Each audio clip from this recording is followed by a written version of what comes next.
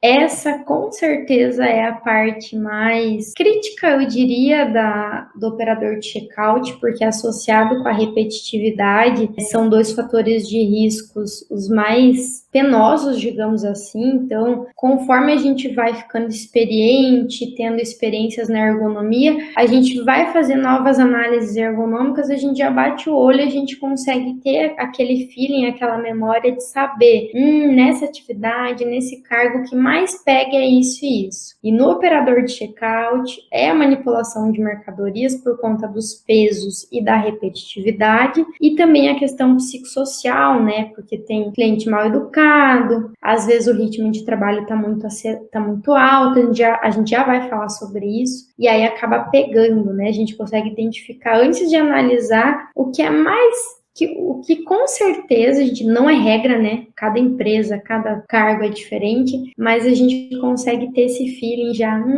tem que dar atenção para isso. O que diz lá no anexo? Precisa evitar o uso de força excessiva ao manusear as mercadorias, adotando um ou mais dos seguintes itens. Então, todo supermercado, caixa, empregador tem que reduzir o uso da força excessiva, adotando um ou mais desses itens abaixo. Primeiro, negociar o tamanho e o volume das embalagens com os fornecedores. Então, todo atacadão, um supermercado tem os fornecedores que fornecem os produtos para vender. Então, hoje já está bem bacana isso, já tem um consenso muito grande. A maioria dos produtos já vem com embalagens fáceis de manusear, com pesos fáceis de manusear. Então já está, né, depois de anos de discussão, processo, etc., já tem embalagens bem melhores de serem manuseadas. Mas se tiver ali, por exemplo, uma queixa de um produto específico, vale a pena conversar com o fornecedor para ver se não tem como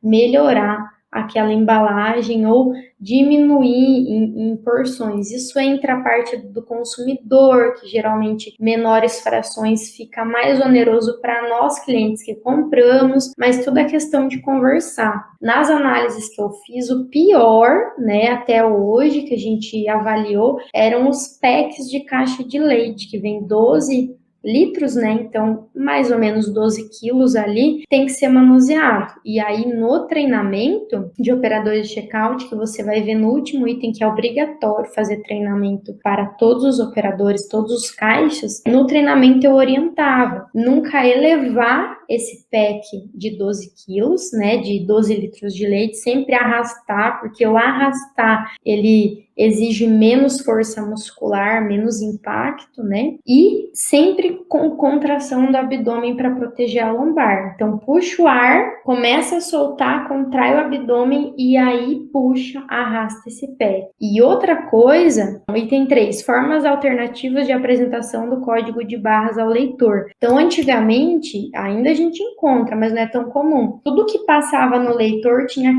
pelo leitor tinha que pegar o produto e o leitor era fixo aqui, então tinha que levantar esse peso, trazer para o leitor e devolver.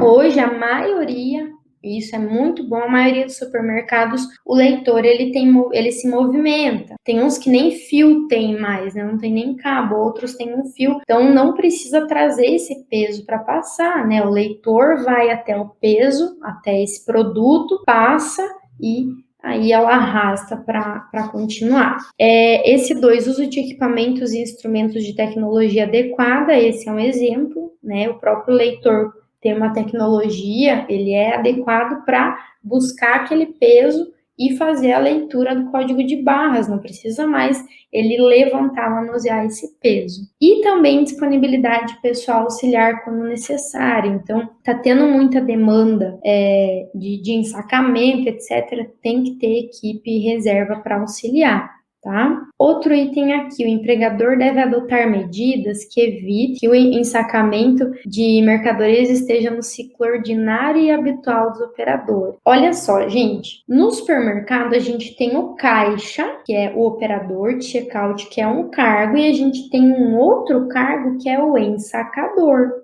Então, o correto seria o caixa não ensacar, mas a gente sabe que na correria, às vezes não tem equipe, ou para correr ali com a fila, às vezes o cliente não ajuda, né?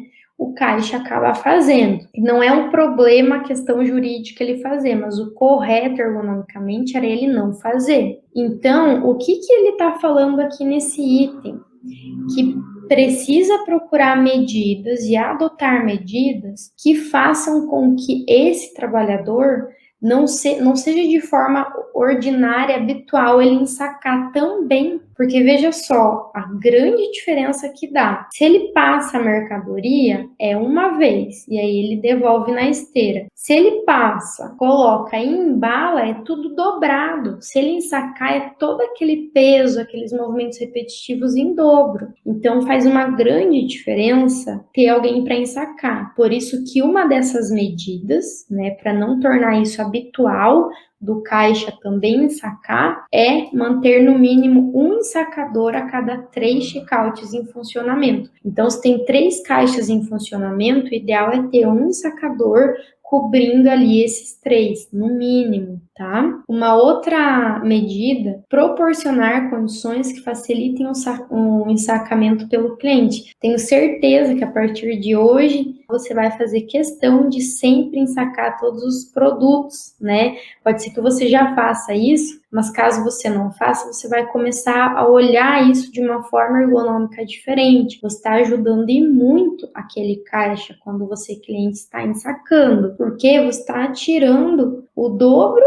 Se você não ensaca, ele está fazendo o dobro de movimentos repetitivos e manuseio de carga. Se você ensaca para ele está fazendo só a primeira etapa, que é passar no leitor e trazer esse produto para o lado de cada ensacamento, né? Então, isso realmente ajuda. Então, tem que incentivar, tem que ter uma área adequada para o cliente poder manusear. Então, nos projetos, tem que pensar na área de lá, que é do cliente, para ser acessível para ele poder ajudar esse trabalhador. E se tiver isso acessível, aí vai da pessoa, né? Se ela for empática, ela vai ajudar. E outras medidas que destinem para o mesmo fim.